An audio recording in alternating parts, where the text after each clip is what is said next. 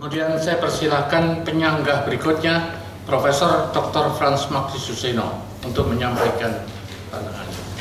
Terima kasih, Saudara Eko Wijayanto. Pertama, catatan kecil sesudah titik mestinya selalu ada jarak dengan kata berikut, dan kebanyakan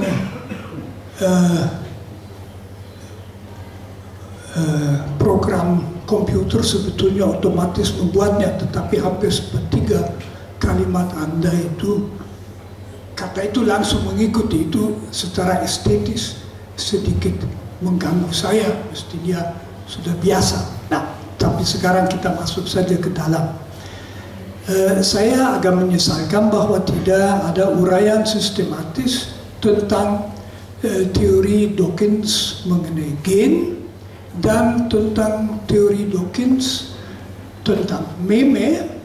Harusnya itu ada masing-masing satu bab atau subbab, dan juga perkembangan misalnya Blackmore terhadap teori Dawkins atau dia tidak mengembangkan. Nah, pertanyaan saya, mengapa Dawkins menyebut gen egois? Ya, terima kasih Profesor Dr. Nongis. Perkenan saya untuk menjawab. Mengapa gen itu adalah selfish? Nah, tentu kata selfish itu adalah bukan dalam arti gen itu pada dirinya adalah selfish. Itu adalah eksplanasi, itu adalah selfish itu adalah istilah yang dipakai Dawkins untuk menjelaskan, untuk memberikan eksplanasi supaya pemikirannya tentang evolusi gen itu bisa diterangkan. Jadi dia melekatkan kata selfish pada gen. Hanya saya tidak menangkap keuntungan kata selfish, karena gen itu tentu sebuah realitas kimia. Dia bekerja 100% murni reaktif, jadi di dalam lingkungan kimia tertentu gen itu sendiri menimbulkan reaksi-reaksi. Lalu selfish atau non-selfish, mestinya Dawkins kalau tidak omong kosong sama sekali, yang memang mungkin ya, tapi kalau tidak, dia mesti punya arti, tidak hanya bahwa dia punya fungsi. Kata selfish itu saya tidak mengerti. Ya, atau Anda setuju bahwa dia menyebutnya selfish itu? Jadi gini, pertama adalah Dawkins membuat buku The Selfish Gene. Yang saya pahami kenapa saya baca keseluruhan buku itu, kenapa akhirnya dia memakai kata selfish itu adalah salah satu, kita bisa teliti bahwa sebenarnya yang lebih dalam tanda kutip lebih abadi itu adalah gen. Manusia itu nggak, kira-kira kita nggak akan berumur lebih dari 100 tahun, tapi gen lah yang mengalir karena orang terus menerus mencari jodoh, beranak pinak, dan dia terus menerus bergulir. Itulah yang kenapa disebut gen itu selfish, seolah gen itu terus menerus mereplikasi. Oke, jelas seperti yang saya uraikan tadi adalah ada sebuah antropomorfisasi gitu. Oke, upaya untuk menjelaskan itu.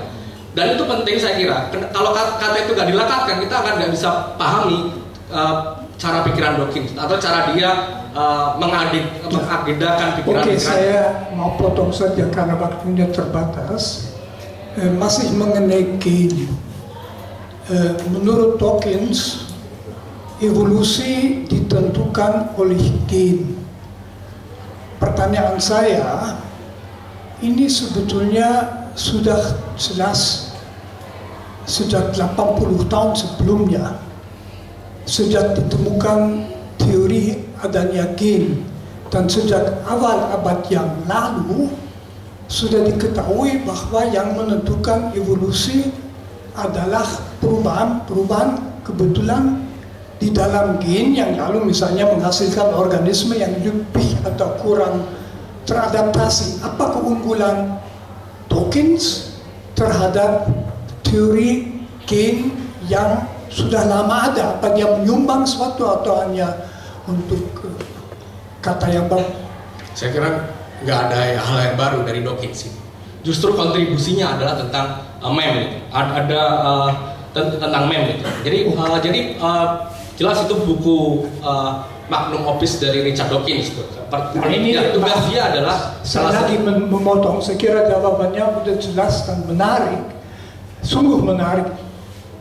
Andai kata itu ditulis lagi, mestinya ini salah satu hasil dari disertasi menulis bahwa Dawkins bikin buku panjang dan tidak ada isinya sama sekali. Sekarang saya mau ke meme.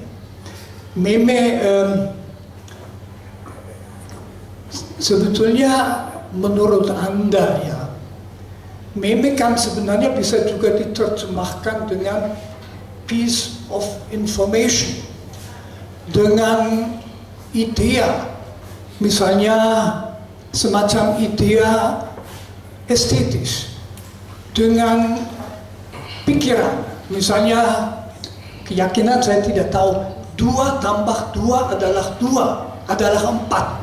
Ini sesuatu yang mutlak perlu. Misalnya berbeda dari anggapan bahwa saya lebih suka bundaran dari persegi. Lalu tentu ada kesan-kesan seperti lagu. Apakah meme itu menambah sesuatu bagi kita dalam menjelaskan kerohanian manusia menurut saudara sendiri? Oke, yang pertama, sederhana gini, mengapa tidak disebut meme itu sebagai informasi? Nah, saya kira, ini tentu perspektif saya kira Dawkins itu bukan orang bodoh. Jadi memberi nama itu adalah sebuah kekuasaan, itu politik ontologi dari Dawkins itu. Seolah-olah sesuatu itu bisa diraih gitu. Jadi beda kalau dia tidak diberi nama, dia akan pecah gitu. Jadi upaya dia adalah memberikan nama gitu. Oke, saya sebutkan di teks itu seolah dia menjarah secari numena dari Kant, kemudian dia kasih nama itu dengan meme gitu.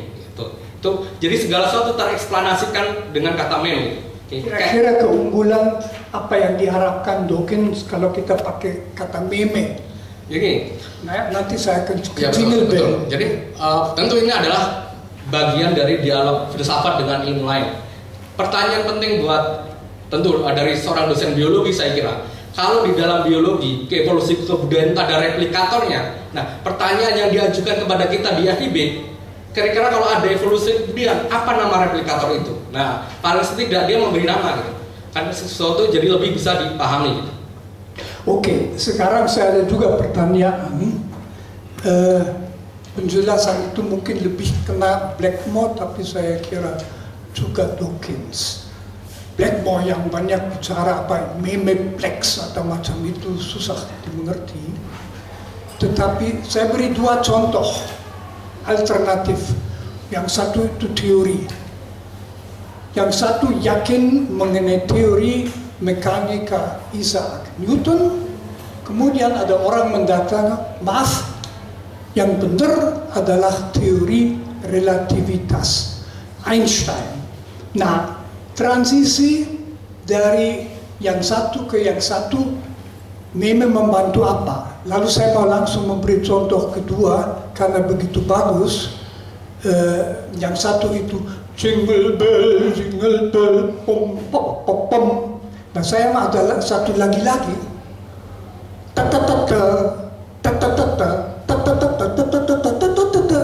itu lagu dari Simfoni 5 Beethoven yang kadang-kadang dipakai untuk meningkatkan produksi telur di kandang ayam ya.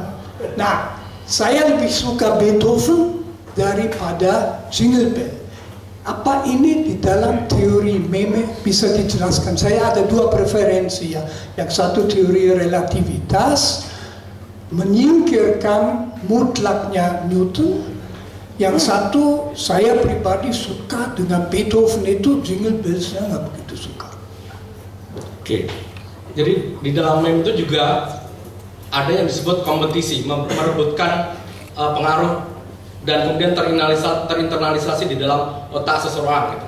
Dan bisa jadi misalnya buat kalangan muslim ketika di masa perang ada lagu selawat badar, dan kita yang terjarak ratusan tahun toh bisa merasakan, bisa menikmati spiritualitas itu gitu. Meskipun pada awalnya sholat badar itu adalah genderang perang gitu, ketika perang badar gitu. Tapi itu bisa dinikmati. Nah, itu kan ada kaitannya dengan yang disebut kompleks meme gitu. bahwa saya bisa menikmati intensitas itu, religiusitas itu gitu, bisa mengalami ekstase dengan lagu-lagu rohaniah tadi gitu. Oke, jadi dia bisa melompat jadi dia replikasinya bukan genetik, tapi dia berpindah dari sebuah kultur ke kultur yang lain. Buat saya misalnya yang udah terakhir sebagai muslim pasti dengar lagu itu gitu. Oke, suka nggak suka gitu, meskipun bisa jadi kelak saya nggak suka gitu. Tapi kebanyakan karena dia ditekankan dari kecil, hampir pasti semua kita bisa menikmati gitu. Bahkan ketika kita udah cukup dewasa dan tidak lagi berjarak dalam komunitas gitu. Yang saya sesalkan bukan dalam disertasi Anda, tetapi di dalam teori-teori mereka, misalnya ucapan bahwa lalu diri atau kalau mau jiwa atau aku itu tidak berfungsi lagi. Padahal meme-meme itu mesti ada yang menangkap, dan meme-meme itu ada yang bersaing dan ada yang tidak bersaing. Contoh saya itu tadi yang satu bersaing hanya dari kesan estetis, di mana pasti pendidikan orang yang misalnya kalau sudah kecil Beethoven dia bisa menghargai, kalau tidak yang mungkin susah. Yang satu itu murni intelektual, kita bisa berpikir, kita melihat betul Einstein itu benar dan Isaac Newton tidak benar tetapi terbatas. Nah, kok orang seperti Blackmore itu yang mungkin juga Dawkins lalu menarik kesimpulan panjang lebar. Itu komentar Anda bagaimana itu? Oke, terima kasih Profesor Dr. Romo. Saya kira yang lebih menjelaskan eksplanasi panjang lebar adalah Susan Blackmore. Oke, karena dia juga seorang psikolog dan dia juga paham soal neuroscience. Gitu. Saya kira Dawkins punya keterbatasan sebagai biolog. Gitu. Dan saya kira pikiran Dawkins itu bahwa memang dia yang mencetuskan meme. Gitu. Tapi tulisan dia nggak terlalu banyak. Gitu. Oke, dan dia juga ada problem ketika menjelaskan hal yang lebih luas, termasuk dalam konteks kebudayaan. Nah, saya kira peran itu digantikan oleh Susan Blackmore. Gitu. Oke, jadi dia dibantu dengan keberadaan Susan Blackmore. Terlebih dia paling enggak sudah menulis di banyak jurnal, dan satu buku The Meme Machine itu adalah kontribusi yang luar biasa. Gagasan-gagasan yang banyak kurang atau belum dijawab Dawkins dijawab oleh Susan Blackmore. Sebagai penutup saya tuh mau memberi catatan. Anda sana sini ada juga unsur kritis. Sebetulnya saya mengharapkan dalam disertasi bahwa dua unsur kunci itu, gen dan meme, dibahas secara kritis mengenai poin-poin yang problematis. Tidak mutlak kritis itu berakhir dengan mengatakan nonsens atau tidak, tetapi mengangkat segi-segi ini. Jelas sekali teori gen Dawkins ada masalah, tidak berarti dia salah. Teori meme mungkin lebih bermasalah lagi. Nah, saya tidak menemukan kritik yang sistematik mengenai itu. Terima kasih.